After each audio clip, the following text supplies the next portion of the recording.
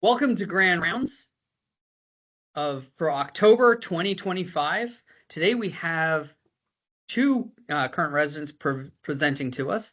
So part one of this is going to be on rehabilitation post-abdominal surgery, and part two is going to be on cervical spine, differential diagnosis, and symptoms. So first we have Dr. Patrick Magdalinski. Dr. Magdalinski earned a Doctor of Physical Therapy from St. Joseph's University, a master's in biomedical sciences from the Philadelphia College of Osteopathic Medicine, and a bachelor in biology from the University of Pittsburgh. He is currently chief resident in the St. Luke's University Health Network's orthopedic physical therapy residency. Dr. Magdalinski is passionate about helping individuals lead active, pain-free lives through personalized care with clinical interest in orthopedic rehab, TMD management, and sports injury recovery. His experience spans diverse clinical settings, research on postoperative care, and volunteer work at events like the Special Olympics and international medical missions. Dr. Magdalinski's holistic, evidence-based approach reflects his deep understanding of movement science and commitment to empowering patients to achieve their functional goals. For part two, we have Dr. Mark Plotkin. Dr. Plotkin earned his Doctor of Physical Therapy degree from High Point University, where he also participated in research involving diagnostic imaging and pain neuroscience. He is currently completing his residency training in orthopedic physical therapy at St. Luke's University Health Network. Dr. Plotkin has a passion for treating patients with a holistic approach, balancing movement-based interventions, patient education, manual therapy, among other treatments to optimize his patients' functional abilities and get them back to doing what they love. Right. So, as a reminder to everyone, make sure you sign in either using the QR code on the right side of your screen or the code on the left side of your screen. And if you missed the initial slide, it's also in the chat. This is our statement of need, and it's designed for all providers. This is the designation statement for St. Luke's University Health Network, and the planners and presenters have nothing to disclose.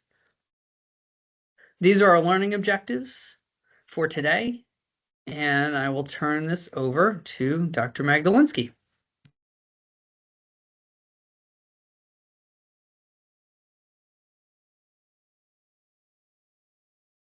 Right. So I will be talking about rehabilitation post-abdominal surgery.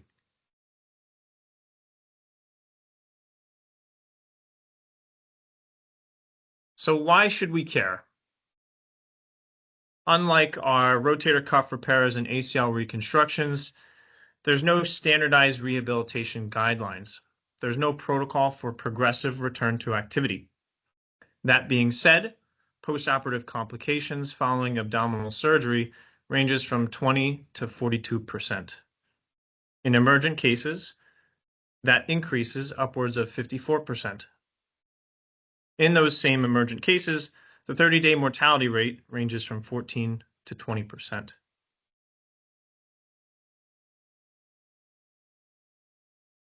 Common complications following abdominal surgery are incisional hernias, as well as surgical site infections, about 20% respectively.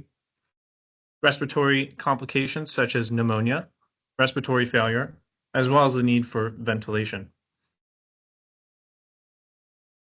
Cardiac complications such as arrhythmias, myocardial infarction, as well as heart failure, range from 2 to 5%, and renal complications such as acute kidney injury. So some risk factors for complications being increased age, liver cirrhosis, chronic kidney disease, overall poor functional status, intraoperative hypotension, diabetes, smoking, and COPD. So these are the pertinent past medical history that can lead clinicians to pay closer attention and monitor for risk. So going through a little bit of the abdominal wall anatomy, your most superficial layer being the fascia, and underneath that sits the layers of the muscles. The most superficial layer being the external oblique, underneath that sitting the internal oblique, which houses the infamous rectus abdominis, or the six-pack. and the most deep layer being the transverse abdominis. Now, the transverse plays a critical role in spinal stabilization as it wraps from the linea alba to the vertebral column. It plays a role in postural control as well as regulation of intra-abdominal pressure. All of these muscles contribute to the overall stiffness and load-bearing capacity of the abdominal wall, and in conjunction play a role in respiration, coughing, sneezing, bowel function, laughing, as well as childbirth. So how do incisional hernias occur? This is due to a failure in the myofascial abdominal healing process. One thing you can educate your patients on is that incisional scar tissue has about 70% of the tensile strength compared to healthy tissue. And when you compare the midline abdominal incision to a transverse incision found in C-sections, there is a significant difference in incidence rates. The incidence of incisional hernias with C-sections is about 0.2 to 0.5%. Now, why is this the case? The transverse incision disrupts fewer layers of the abdominal wall, and during the healing process is subject to less tension due to the area.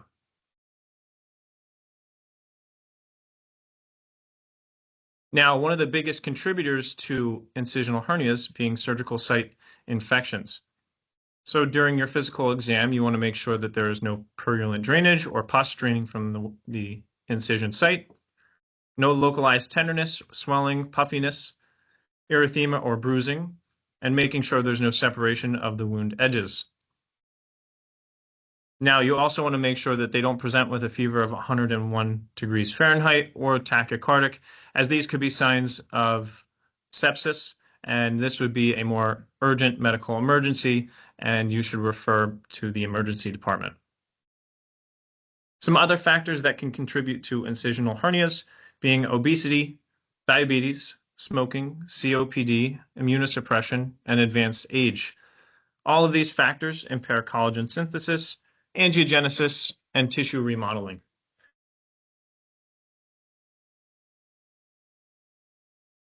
Now, what incisional hernias may present as, more often than not, they will have very few, if any, symptoms at all. If they do present with pain, it's most frequently a dull and non-radiating pain that's produced with a valsalva or straining. They may also present with a bulge at the incision site. If they, however, present with change in bowel habits or new confusion or altered mental status, this is a more urgent medical emergency. Again, you want to refer these patients to the emergency department, as these could be signs of bowel obstruction or strangulation, or sepsis and hypoxia, respectively.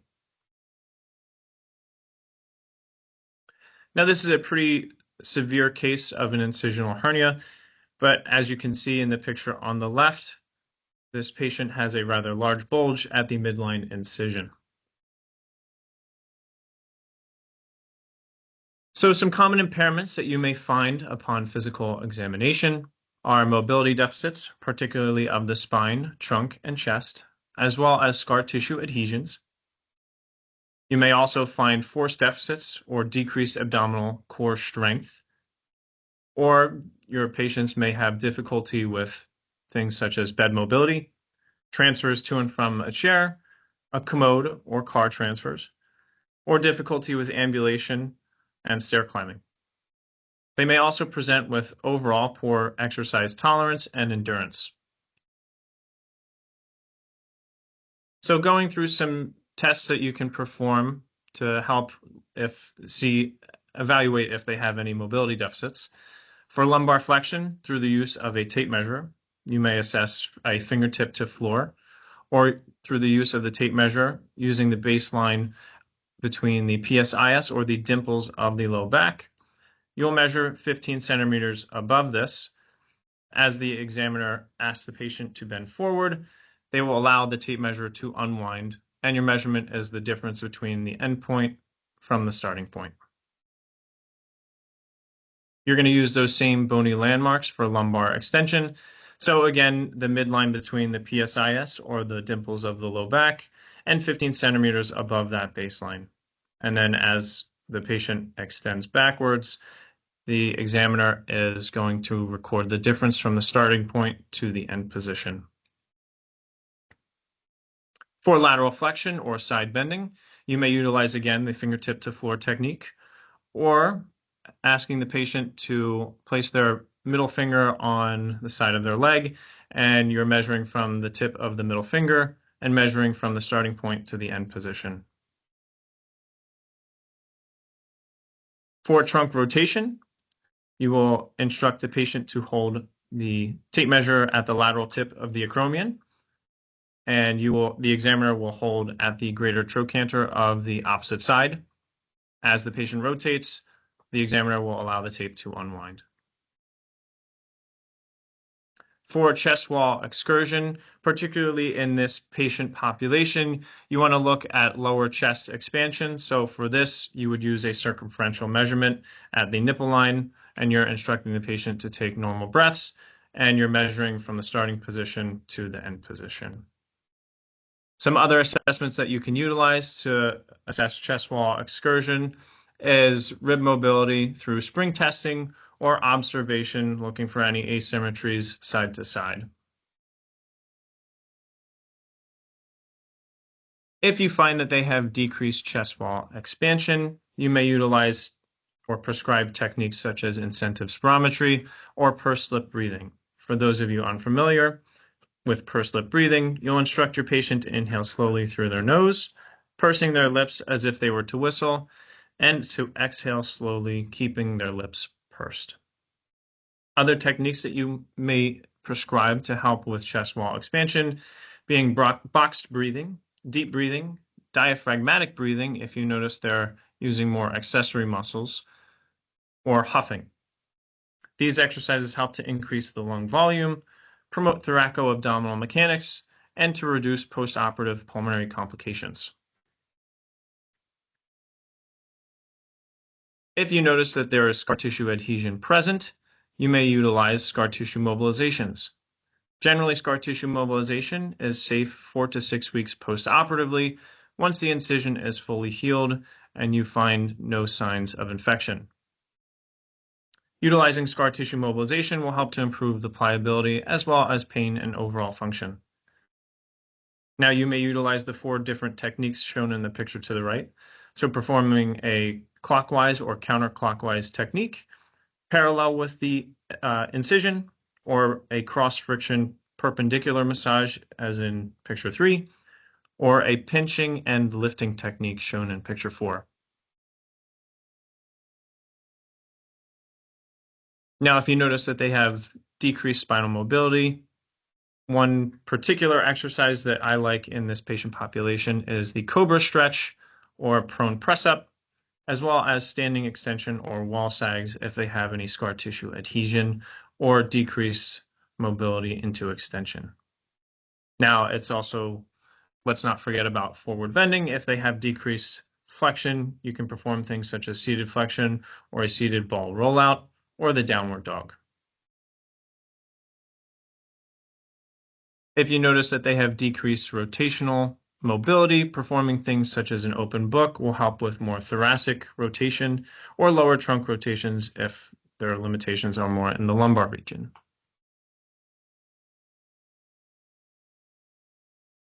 Some tests to help you assess if they have decreased core strength are the trunk flexion manual muscle test. Now, there are 5 different positions that help you grade it from a scale from 5 to 0. Grade 5 being their legs are straight, fingertips are placed on the back of their head, and you're looking for the scapula to clear the table. The difference between a grade 5 and a grade 4 is their arms are now crossed over their chest. Again, you're looking for the scapula to clear. For a grade 3, you position their arms at their side, again looking for the scapula to clear. If they cannot perform any of those, you progress to grade 2, informing the patient to bend their knees, and then you're asking them to lift their head off the table. For a grade 1 or grade 0, it is the same position. You'll cradle assist, ask them to cough, and you're palpating for activation of the muscles.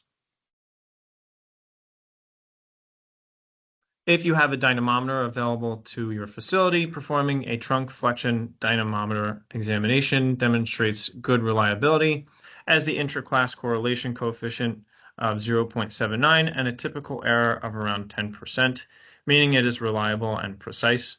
You may utilize the different positions shown in the picture on the right. The normative value for a seated position produces a force of about 508 newtons, and in the standing position, 443 newtons.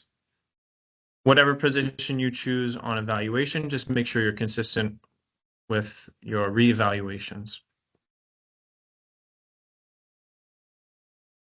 The double leg lowering test, you will have your patient positioned in supine or laying on their back.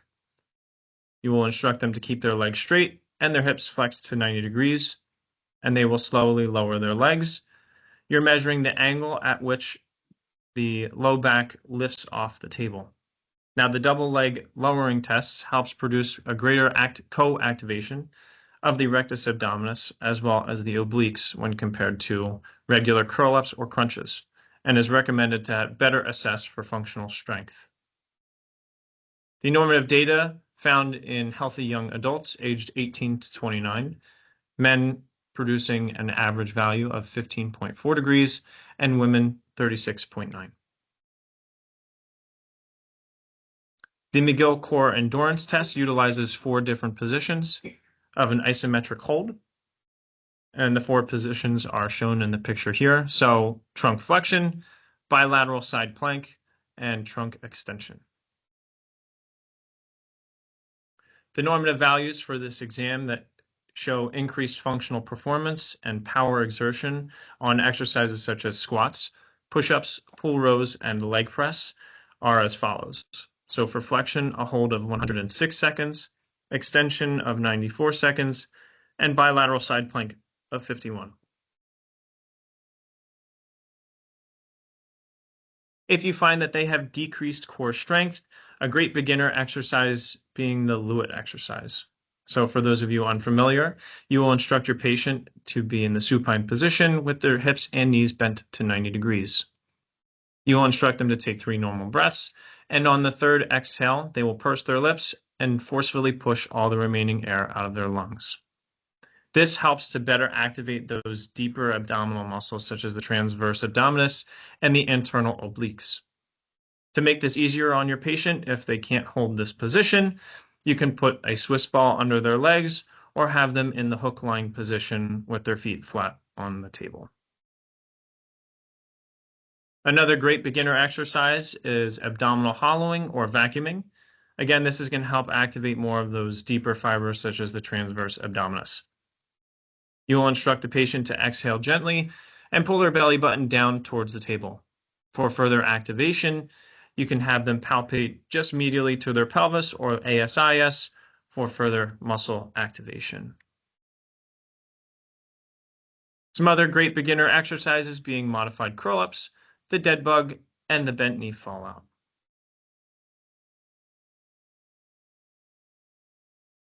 Progressing to more intermediate exercises, you can instruct them on a bridge, and then from that position, instructing them to perform a march.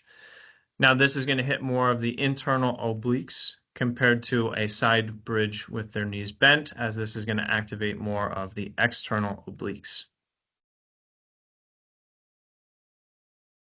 Some other exercises for intermediate are the pike or dolphin exercise, which is going to activate more of the rectus abdominis, or the bird dog, which activates more of the internal obliques. For more advanced exercises, I like to start off with a traditional plank, and then from there, getting creative, adding things such as alternating upper extremity or lower extremity movements, like the plank with a bird dog variation. And on EMG studies, the plank with a bird dog demonstrates the highest activation of the transverse abdominis. And if you further want to make this more difficult for your patients, adding a Swiss ball and having them perform a Swiss ball rollout or a Swiss ball plank will activate more of the rectus abdominis. Now, if you don't know what a Turkish getup is, I challenge you to try this as it is pretty difficult. So you start off in the supine position with a dumbbell overhead. Keeping that dumbbell overhead, you go from a supine position to a standing position. Again, this is going to activate more of the rectus abdominis.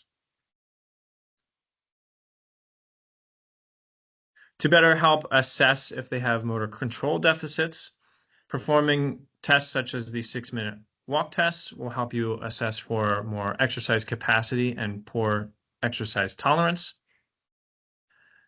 Or a 5-time sit to stand will help you better assess for power and strength, or a tug for gait and balance. Another assessment we'll go through is the cumulated ambulation score, and the normative data is shown in the slide there.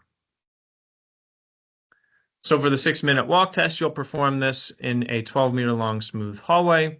You'll instruct the patient to walk as far as possible and to not jog or run. If they're tired, instructing them that they can slow down or stand to rest, but to resume as soon as possible. And then you're measuring the total laps performed. For the 5-time sit to stand, you're performing this from a standard height chair. You will instruct them to stand up and sit down 5 times as fast as they can with their arms folded across their chest. You also instruct them to not use the back of their legs against the chair. Again, you're recording the time it takes to complete this. For the tug, using a standard height chair, you will have a line about 10 feet away from the chair, instructing them to stand up, walk to the line at a normal pace, turn around, walking back, and sitting down. Again, you're recording the time it takes to complete. For the cumulated ambulation score, this evaluates 3 separate activities: getting in and out of bed, a sit to stand from a chair, as well as ambulatory ability. And this is scored from 0 to 2. So 0 being unable, 1 able with assistance, and 2 independent. If they score less than 6 on post-operative day 7, then they are associated with an increased risk of pulmonary complications and further prolonged immobility after abdominal surgery. If you notice that they have poor endurance, you want to utilize the FIT protocol, which stands for frequency, intensity, time, and type. So for frequency, you want them to participate in exercises at least 3 to 5 times per week. You do not want to utilize heart rate max, as the AMA recommends using the Borg RPE scale due to the variability in this patient population. And you want to be in about the 12 to 13 range. For time, you want to start off at about 10 to 20 minutes per session, increasing 1 to 5 minutes per session as tolerable. And for the type, it's patient preference and what is safe for them. So getting into a little bit of a case report, I was treating a 30-year-old jiu-jitsu athlete, 6 weeks status post right hemicolectomy. He presented with thoracolumbar mobility deficits, scar tissue adhesion, overall poor core strength, poor exercise tolerance, as he was only able to walk for about 5 minutes before needing to rest. He had poor functional mobility, had difficulty getting in and out of bed, had difficulty with car transfers, and was unable to get up and off the floor without assistance, which for a jiu-jitsu athlete is very important. Only past medical history being an umbilical hernia, and his general guidelines after surgery was no lifting more than 25 pounds. So what did his initial prescription look like? So we started off with scar tissue mobilizations. I instructed him how to perform this at home, and he performed this every day to tolerance. We also performed a cobra stretch, as he was pretty limited into extension. Again, I instructed him not to go to a point where he felt a ripping sensation, just more of a tolerable stretch. To activate more of the transverse abdominis, we started working on abdominal hollowing and then using a core bracing technique while performing an exercise such as the bridge. One thing to also note is that he was unable to hold any of the McGill core endurance positions on initial evaluation. And through the progressions that I showed you in this presentation, we were able to finally get to an exercise program for him where he was performing full side planks, a bridge with marching,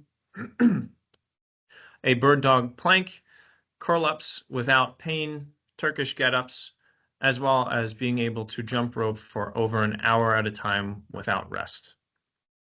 And one thing to note is that on his McGill core endurance tests, he surpassed all of the normative data. So in summary, I hope you guys are better able to recognize risk factors as well as signs of common complications. That way you can timely identify and refer out. You will better utilize standardized tools and tests to help you evaluate and then come up with a progressive rehabilitation program to better maximize outcomes as well as reduce overall complications.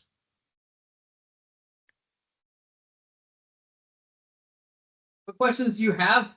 We will take a few questions now, and then we'll turn it over to Dr. Plotkin.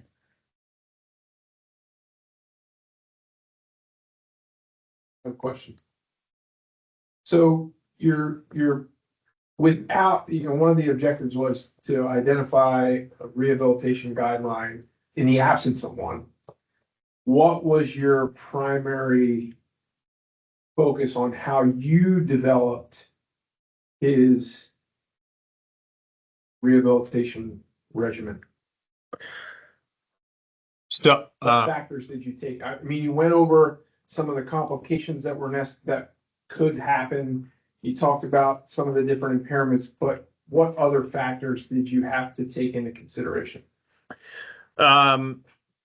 So for this case in particular, I started with more flexibility and mobility deficits, and then from there progressing to more of the motor core deficits.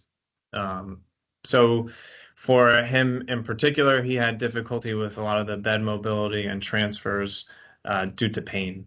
So working on the scar tissue mobilization and working on his flexibility to then be able to move through those ranges of motion without discomfort, I think was more important in the beginning stages of his rehab process. So I guess my follow-up to that is, how did you know how aggressive or not aggressive you could be with his mobility? Yeah. So instructing him on not taking it to a point where he felt that ripping sensation. And using the tissue healing time. So for him, making sure he's past that point where there's no chance for that fascial dehiscence or those wounds to reopen. Thank you. You mentioned about rotation and rib extraction using the tape measure. Obviously, that's time consuming.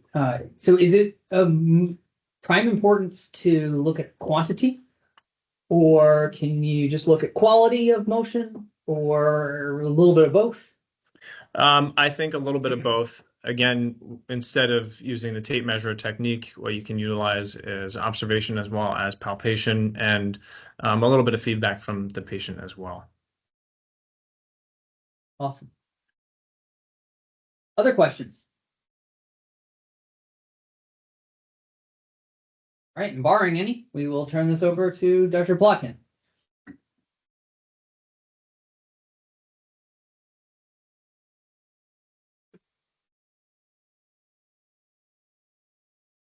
All right. Hello, everyone. Thanks for joining us here today. I'll be presenting on the cervical spine, particularly looking at neck pain, headache, and dizziness. So the global prevalence of neck pain is about 3,500 per 100,000 people. Prevalence of headache is about 16%, and lifetime prevalence of dizziness varies between 15 and 35% of people. So there's a need for skilled care in people who are experiencing these different symptoms. Symptom concurrence, so experiencing these symptoms at the same time, is common, and these symptoms can cause disability and decreased quality of life. Because diagnosis is challenging, there's frequently delayed diagnosis or misdiagnosis, resulting in prolonged disability and decreased quality of life for people experiencing these different symptoms. The first thing I'd like to go over is some cervical spine anatomy. We'll go through this quickly. So overall, there are usually 7 vertebrae in the upper cervical spine. We look at C1 and C2, where about 50% of rotation comes from. In the lower cervical spine, C3 through C7, we have some rotation, but we get more flexion and side bend from these lower vertebrae. Important ligaments in the upper cervical spine are the alar ligament, transverse ligament, and cruciform ligament. They're super important in providing stability, and we'll talk about some different tests that we can use to test for ligamentous stability. In the cervical spine, we have facet joints, which are synovial joints with fibrous capsules. These facet joints contain sensory innervation, meaning that they can be sources of pain in the neck. There are also discs between C2 and C7, and of course, further on through the thoracic and lumbar spine. These discs also contain sensory innervation, meaning that they also can be sources of pain.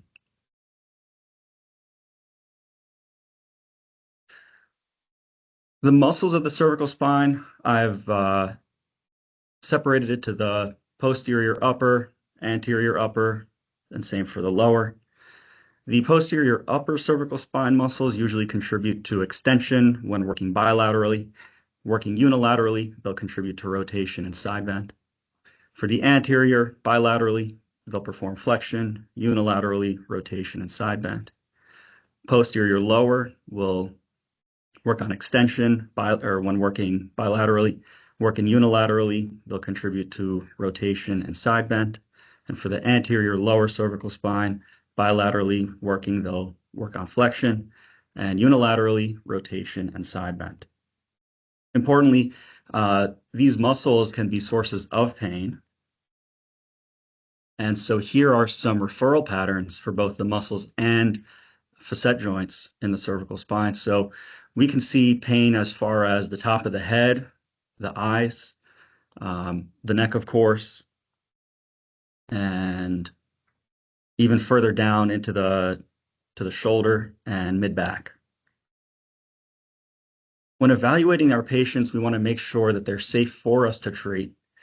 So a few red flags. This is not an all-encompassing list, but a list of common red flags that we should always be screening for are vertebral basilar artery insufficiency, in which case we would look at the 5 Ds and 3 Ns. The 5 Ds being dizziness, dysphagia, dysarthria, diplopia, and drop attacks. The 3 Ns being numbness, nystagmus, and nausea. And the A being ataxia. And ataxia is the most telling sign of a vertebral artery insufficiency. As for ligamentous instability and fracture, usually we always will test for these in the presence of trauma. We can use our Canadian C-spine rules and nexus criteria to determine whether diagnostic imaging is indicated. And in the clinic, we can use our sharp purser test and alar ligament stability test. When looking at myelopathy, we can use our test cluster of ataxia, age greater than 45, a positive Babinski, Hoffman's, and inverted supinator. And just in general, when you're working with a patient and the symptoms just seem non-mechanical, there's no response to mechanical stimulus, that's usually a good reason to refer out.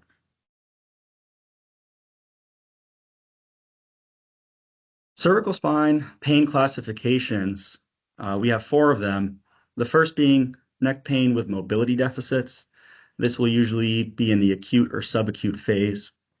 You'll usually see isolated neck symptoms, typically unilateral or central. You'll have pain with end range movement as well. In neck pain with headache or cervicogenic headache, symptoms will usually be unilateral, reproduced with joint movement or provocation of cervical spine joints or myofascia. Typically, there is restricted mobility, and we can use the flexion rotation test to determine whether a hypomobility at the C1 and C2 facet joints are contributing to the symptom of headache. Looking at neck pain with movement coordination deficits, this is usually going to be in the chronic phase of pain, so usually about 3 months after. Typically, there will also be a trauma, so it'll be a whiplash-associated disorder. You'll see coordination, strength, and endurance impairments, as well as other muscle flexibility impairments. For neck pain with radiating pain, you'll expect to see dermatomal paresthesia and weakness, and you can use your cluster of Wiener to test for cervical radiculopathy.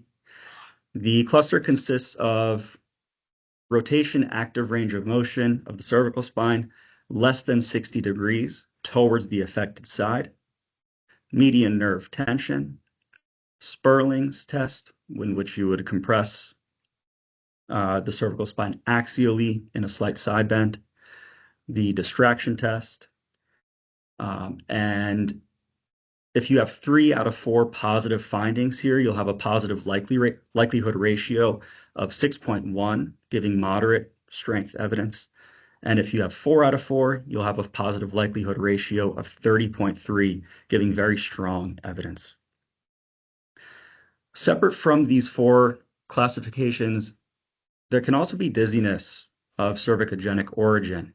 And cervicogenic dizziness is typically a diagnosis of exclusion because there can be a lot of symptom overlap with other origins of dizziness. So conditions like BPPV, where the otoconia get into semicircular canals of the vestibular system, and other vestibular disorders, such as a vestibular hypofunction.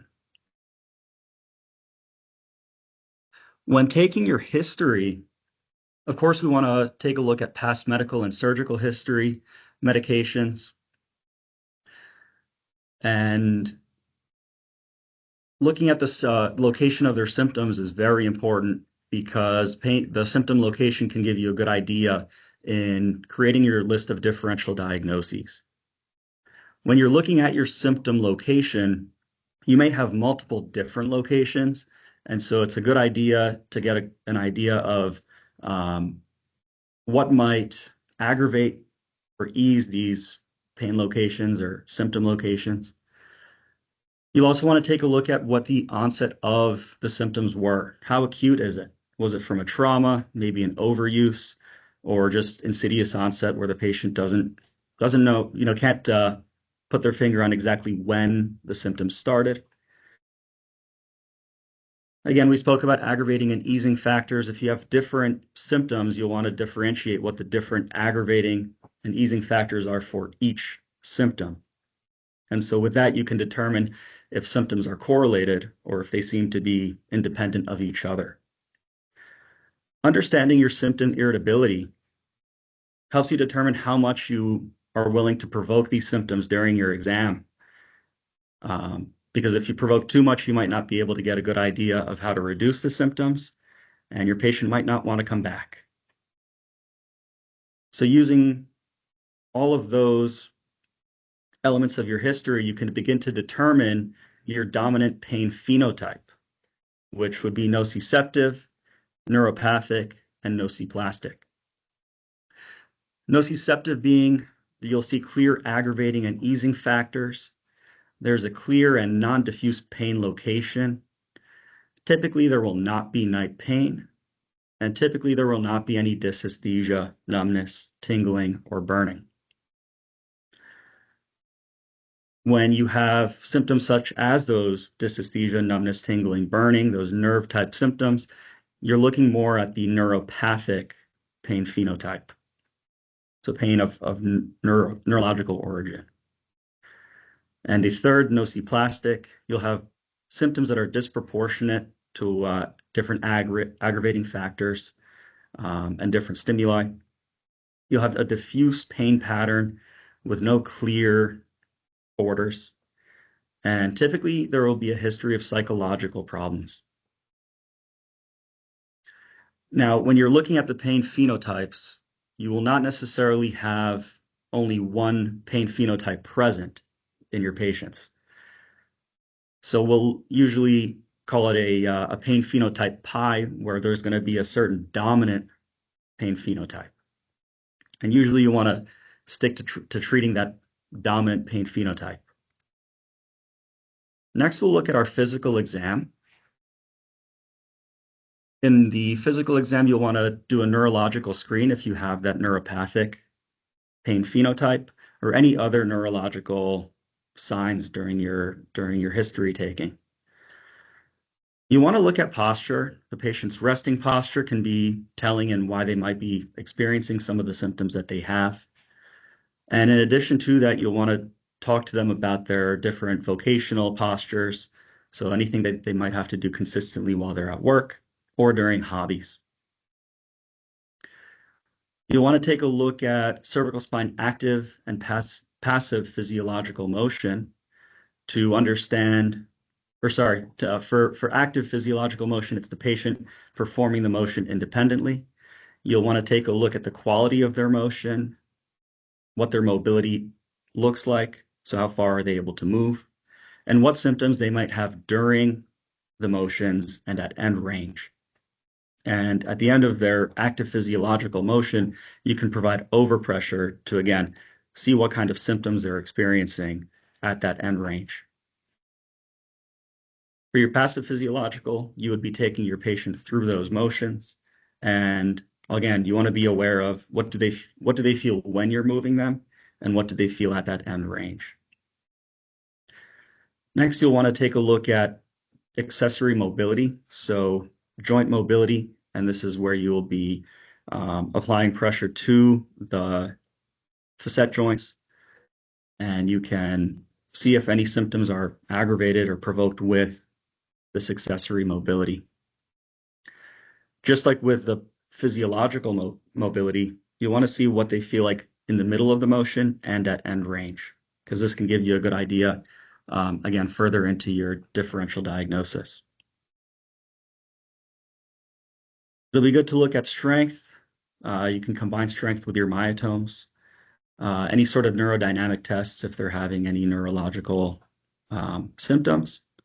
Palpation of different muscles, and any sort of special tests like your Sperling's compression, distraction, and cervical flexion rotation tests. Any questions at this point?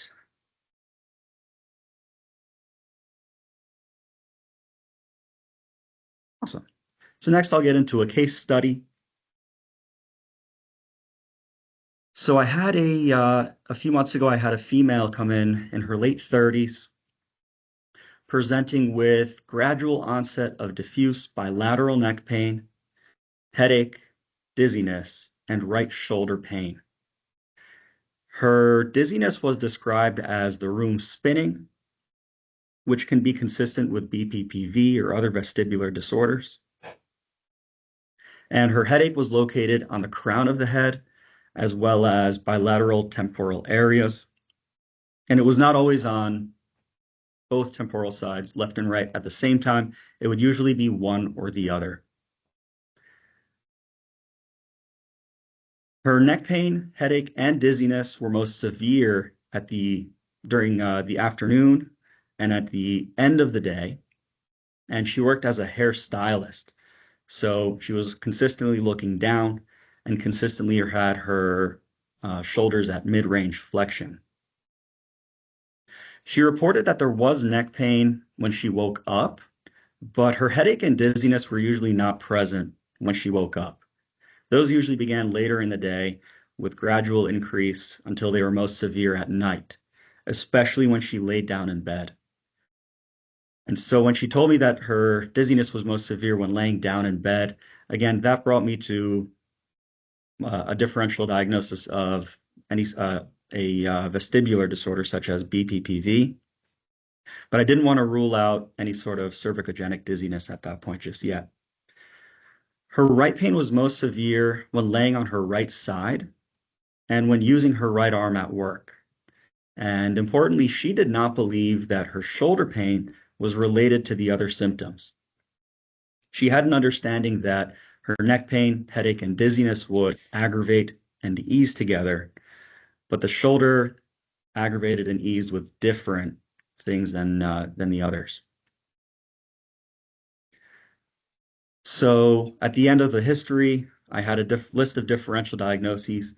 My suspicion for red flags was low, and my top three differentials were neck pain with headache, mobility deficits, and cervicogenic dizziness.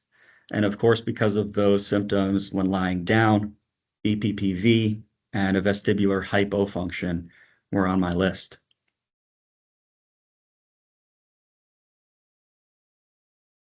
When we got into the physical examination, her cervical spine retraction range of motion actively was limited and produced that left temporal headache, neck pain, and dizziness. Her flexion, extension, and left rotation active range of motion was limited and reproduced neck pain and dizziness. As far as her shoulders, her left shoulder range of motion was normal in all planes. Her right shoulder range of motion was limited and painful in deflection, abduction, external rotation, and internal rotation. As far as muscle testing, on the left side, she had normal strength. On the right side, her strength was slightly limited, and I believe that that was due to pain with flexion, abduction, or I'm sorry, the pain or the strength limitation, flexion, abduction, and external rotation were due to pain. It did not seem like a neurological weakness. The next thing I performed was a repeated movements exam. And the repeated movements exam involves stressing joints to their physiological end range in an effort to improve mobility and determine symptom response during and at end range motion, as well as afterwards, if they had any symptoms at rest. With repeated cervical spine retraction, her pain increased while she was performing the movement and at end range, but her symptoms afterwards, as far as the headache, neck pain, and dizziness, were better. Her cervical spine active range of motion also improved after this mobility intervention, or test that we further use as an intervention, which we'll talk about later. Importantly, none of the shoulder symptoms were affected by this cervical spine examination. So I went on to do another repeated movements exam for the shoulder, in which case we produced that shoulder pain when moving her into extension to end range, and her strength and range of motion improved afterwards. So to me, this gave good evidence that the neck pain, headache, and dizziness were not necessarily related to the shoulder pain. Because of what she told me in the history and her response to these portions of my physical examination, I decided that she was nociceptive dominant in pain phenotype. The comparable signs that we used were neck pain, headache intensity, and dizziness on the numeric pain rating scale. As far as dizziness, it was not necessarily a pain scale, but intensity of the dizziness from 0 to 10. We used cervical spine active range of motion and right shoulder active range of motion. Other options that I could have used during my physical examination that I did not choose to do because of the pain irritability were passive range of motion, segmental mobility testing or passive accessory mobility, the cervical flexion rotation test, and muscle palpation. And again, I did not choose to do these during the exam because she had, I would consider a moderate to high pain irritability or symptom irritability. Importantly, her reflexes and pathological reflexes were normal, further lowering any neurological contribution on my list of differentials. So again, following this physical examination, my top differential diagnoses were neck pain with headache, cervicogenic dizziness, and neck pain with mobility deficits. Because her dizziness improved with cervical spine mobility intervention, I was able to correlate that her dizziness was of cervicogenic origin and not necessarily from BPPV or any other vestibular disorder like a hypofunction. I did not eliminate BPPV and vestibular hypofunction from my list of differentials, but I did focus on the mobility to address her symptoms. The prognosis I had was about 4 to 6 weeks because of the quick response to or quick change in symptoms, improvement in symptoms during my examination. So when it came to treatment, I chose to focus on the hypomobility of the cervical spine. We had a green light with repeated cervical retraction, meaning her symptoms improved and her comparable signs improved with this mobility intervention. We eventually progressed this to retraction with extension to end range, so further moving those joints through their ranges of motion. And a few weeks into our treatment, she experienced a significant family event and reported a significant increase in her symptoms once again, because 4 weeks into our treatment, she was approximately 75% better. And again, following the significant family event, it was almost like she was stepping back to day one, where she had pretty severe symptoms. When I evaluated her that day, I noticed a significant soft tissue restriction in her suboccipitals, and I chose to perform a soft tissue mobilization for those muscles. And I believe that this new impairment was due to a change in pain phenotype to more of a nociplastic pain phenotype because of the significant family event where she might have had an increase in sympathetic nervous system output. In the end, it took about another week of treatment to get her to where she wanted to be. She reported significant decrease in neck pain, headache, and dizziness after those 5 weeks. And so, in summary, the key things I want to focus on are, it is extremely important to get a good history when you're evaluating your patient. Understanding what they're telling you, what their different symptoms might be, how the symptoms behave, and what overlap there might be is important to creating a good list of differential diagnosis so that you can then apply the correct intervention to get them better. Understanding their occupational postures and demands will be important in determining what your differential diagnosis and intervention may be as well. And so when you're performing your physical exam, you'll want to focus on looking at mobility, muscle performance, and potentially neurodynamics if they have any neuropathic symptoms. And so in conclusion, because there is a frequent reliance on exclusion-based criteria when looking at cervicogenic dizziness, this can delay diagnosis and treatment. And so having a good history and physical exam can reduce delays and enhance your ability to recognize symptom patterns and differentiate between overlapping etiologies. I will open up the floor for questions.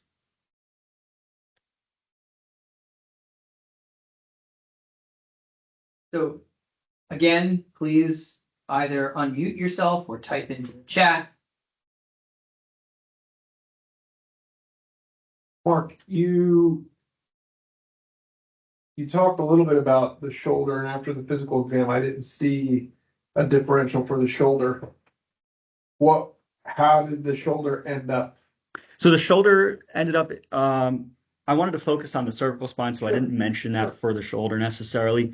But the shoulder ended up, it was a hypomobility. And so once Specific to the shoulder. Specific to the shoulder, yeah, there was no cervical spine involvement in that shoulder dysfunction. So it was a hypomobility, and it responded really well to mobility intervention. So if I'm understanding it the way, and it sounds to me that the biggest things that you keyed in on for this patient was the overlap of the aggravating and easing factors more than anything else. Right. And then and how they impacted the comparable signs. Is that an accurate? Correct. Yes. Awesome. Yeah. Going back to your differential diagnosis, you mentioned while you were pretty confident about the first one, that it's sarcogenic. Sure. You didn't want to take off VV and vestibular hypofunction. Mm-hmm. What tests could you have done if you could go back that would have helped you completely remove that, or would you until it completely resolves? So I could do a Dix-Hallpike maneuver to test for BPPV, and then do different oculomotor exams to test for any sort of vestibular hypofunction or any other vestibular disorders. And the reason I didn't exclude them completely until her symptoms resolved is because I don't want to just tunnel vision into one thing and not keep myself open to other options. So if she were to make some improvement but then plateau, I would then move on to looking at the vestibular system. Thank you. Thank you. We do have another question. When she came back after the death in her family, did you do you did your reevaluation, which found some additional issues with her suboccipitals? When you did that re-exam, did the same test reduce her complaints? Great question. So I did also look at her active passive physiologicals at that time, and her response to that was on that nociceptive side of symptom. And so there was just a huge increase in symptoms that was not consistent with not inconsistent, but not correlated with the provocation. So there was a greater symptom response than expected. And when we went through another repeated movements exam, that also flared up her symptoms. And so at that point, I chose to evaluate soft tissue and determine if there was any sort of symptom response to that. And I believe that the manual therapy to her suboccipitals may have also reduced sympathetic overdrive to reduce those nociplastic symptoms. Thank you. Great question. Thank you.